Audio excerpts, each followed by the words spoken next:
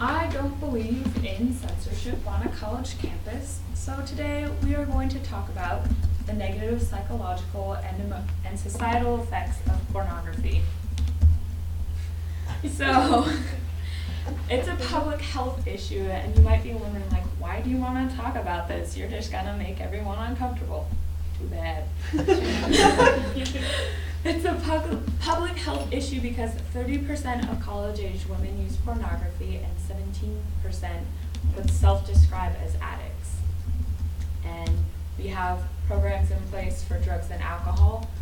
Well, there's no program in place for anyone who's addicted to this right now. So the way that I got kind of connected to this topic is when I was in high school, they did presentations about sex trafficking, and then I tried to get back into activism and advocacy for trafficking victims, and it kind of ties into this, and we'll talk more about that later. But I got my information from Fight the New Drug, which is a website that tries to address pornography and its effects from a public health point of view instead of making it a moral issue, because not everyone has the same morals, but everyone has the same brain, same neuroscience. So I looked at Fight the New Drug. There's a bunch of TED Talks about it if it's something that interests you and you want to check out some other time.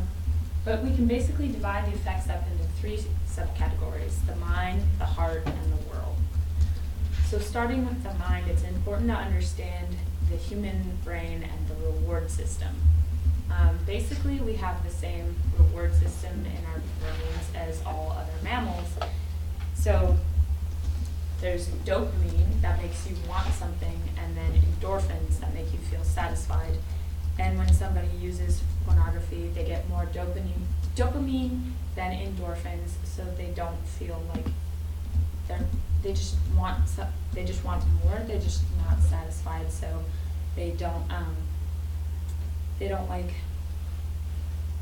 they're not satisfied, so it makes it really easy to be susceptible to addiction. Brain scans of people that are frequent pornography users show similar structural changes to people who use hard drugs.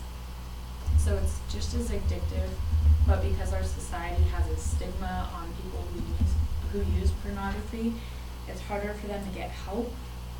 And because there's just, all this information is just recently coming to light, these scientific studies, maybe within the last 2 or 3 years, it's kind of hard to treat. So the way your brain works, the more you do something, the more the synapses in your brain become wired to that specific action. And if you don't use certain synapses, they go away. So when people are frequently exposed to pornography, the parts of their brains that would otherwise respond to actual sexual arousal in the real world, those go away, and they can only be interested in cyber sex. So it changes the actual structure of your brain, and especially in the frontal lobes, which is where your decision making and impulse control are. So it lowers your ability to control yourself as well. So that's how it affects the mind. Moving on to the heart, it really damages partnerships, people's relationships. If you use pornography, you're less likely to trust your partner, and you're more judgmental of their body or how they act when you guys are together. And then, as you can imagine, porn is really damaging to families. There's a noticeable correlation between dads who frequently use porn and then alcoholism or drug abuse. And then also, even if the parents aren't abusive because of their addiction, they neglect their kids to go watch and use porn. And then the third section is the world, and this is where it connects to advocacy and activism specifically. And it's a really big issue for women, since we're going to women's college. The performers in pornography, they are portrayed as like always open to whatever sexual act the other person wants, and that's just like, that's obviously not true. Like, you're not gonna be willing to do anything with anyone. That's unrealistic.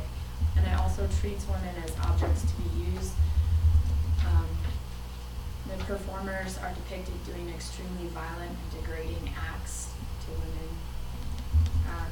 And then it's directly connected to sex trafficking, because who better to target, who better to like film doing these acts than people who like no one is looking out for.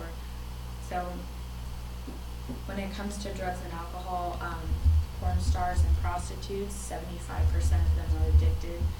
That's why they have to have drivers. They use alcohol and drugs to numb the physical and psychological pain of what they go through during shots. And then there's also a big connection between the porn industry and the big pharma industry, like pharmaceuticals, drug companies, because directors get doctors to come in and prescribe whatever they want to the performers. Like, if you go in for a head cold, they'll be like, Valium, you need Valium.